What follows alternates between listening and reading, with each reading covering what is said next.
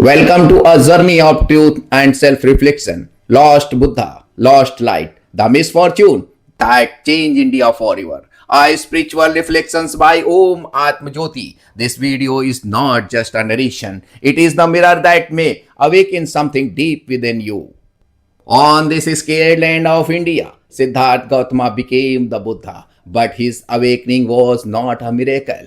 It was the beginning of a revolution of mind, of consciousness, of truth. Buddhas never demanded blind belief. He discovered a universal law, not based on ritual, but on meditation, reason, and direct experience.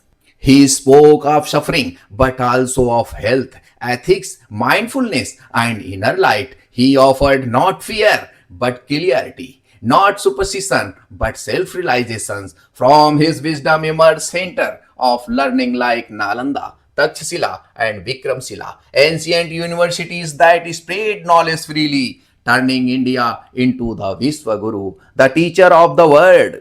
Traveler like Fayan and Wenchuang came from distant land to study and carry India's wisdom and culture to China. After Japan, Korea, and across Asia's country, Buddha's science and wisdom, where it is still preserved with honors. But in India itself, this light was not protected.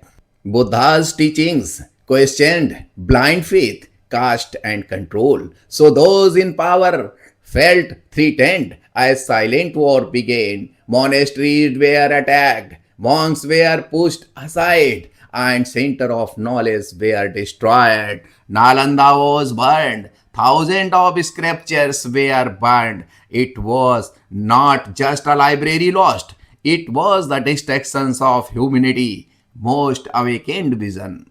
Buddha had warned, do not make a statue of me, do not turn me into a god, because he knew once worship replaces wisdom, superstition will rise again. And that's exactly what happened. Dhammas became religion, meditation turned into ritual, awareness was buried under blind devotion. Where India once stood, united under truth and religion, it was now divided into God, sects, and temples. Temples multiplied, but wisdom disappeared. Whereas once India was the home of science, logics, and spiritual inquiry, it is now becoming a playground of ignorance and blind belief. Today, some so called gurus, not seekers of truth or meditations, but lovers of power, wealth, and fame, sit behind bars. And 8 million still call them God. This is the hate of blind faith, where criminals are worshipped as sant. Some gurus were true seekers, but many turned religion into business, exploiting fear, selling false hope, and gathering blind followers. Truth was lost. Fear took its place. Religious monuments rise everywhere, but not a single global center of wisdom or reason. Ancient sites like Ajanta still whisper the truth, but we no longer listen. The original Buddhas live not in statue, but in silence, in thoughts, in awareness. He is still waiting inside us. If we awaken our intelligence, we can discover his light. But today, that truth is buried under ritual, show, and symbols.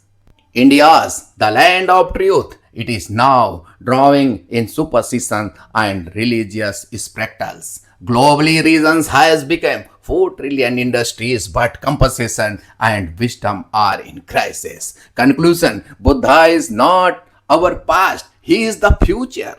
India's lost its path when it lost Buddha's wisdom. To rise again, we must return to what he truly stood for: compassion, awareness, inquiry, silence. Temples have idols, but no souls. Scriptures have verses, but no realizations. Bell rings, but the mind remains asleep.